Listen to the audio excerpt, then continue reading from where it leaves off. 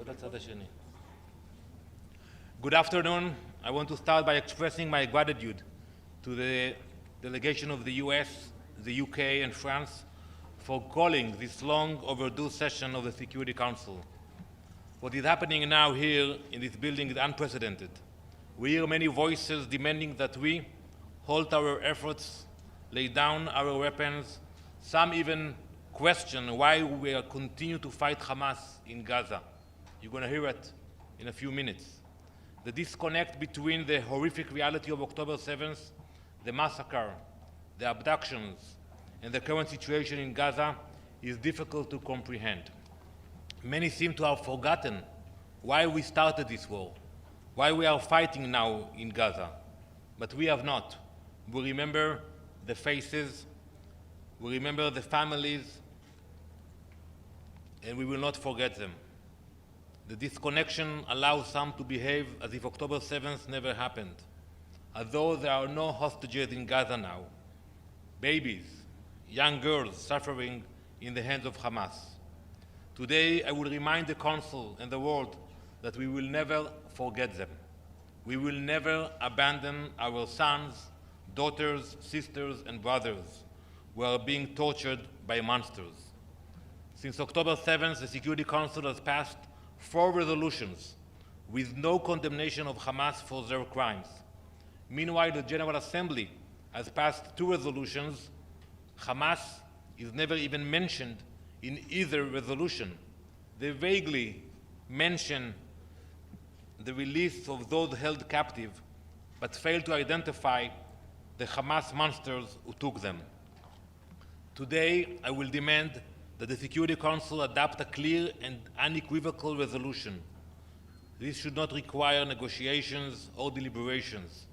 The Council has a moral obligation to adopt a very simple resolution that condemns Hamas, their atrocities, designates them as a terrorist organization, and demand the release of the hostages. Thank you.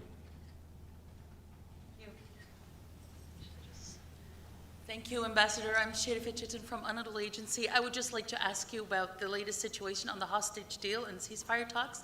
Prime Minister Netanyahu has been criticized by many, including President Biden, for not doing enough, and the protesters in Israel, some of them, are also blaming the Prime Minister for not wanting to reach a deal. Are you disappointed by this criticism, or do you not take it into consideration at all? And could you elaborate on the latest situation on the talks? Thank you. Well, first, I'm proud to be in a strong democracy, that one is allowed to demonstrate and to criticize the government.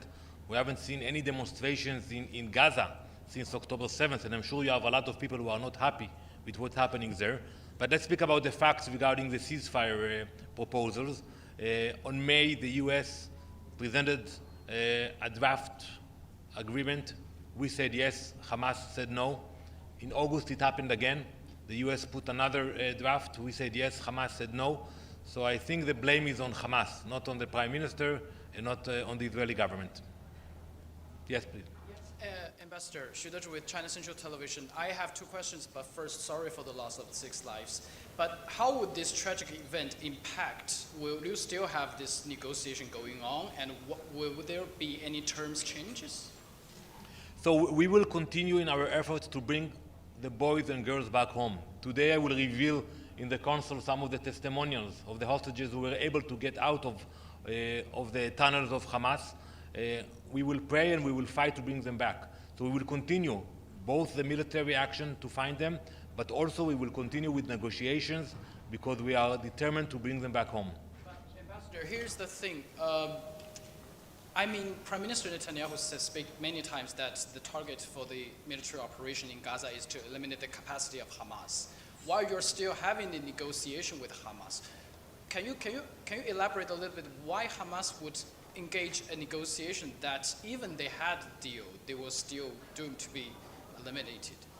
No, for the future of Gaza and the future of Israel, Hamas will not be in presence in the near future. We are moving. We are achieving our goals. But at the same time, we cannot leave behind the hostages. It's part of the Jewish value to pray and to do whatever we can to release the hostages. And that's why we are actually not negotiating directly with them.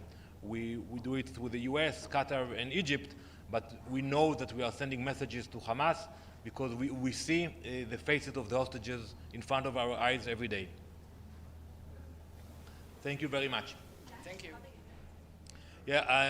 היום אני אציג בפני מועצת הביטחון את הדרישה שלנו לגנות את חמאס ולהכריז על שחרור מיידי של החטופים.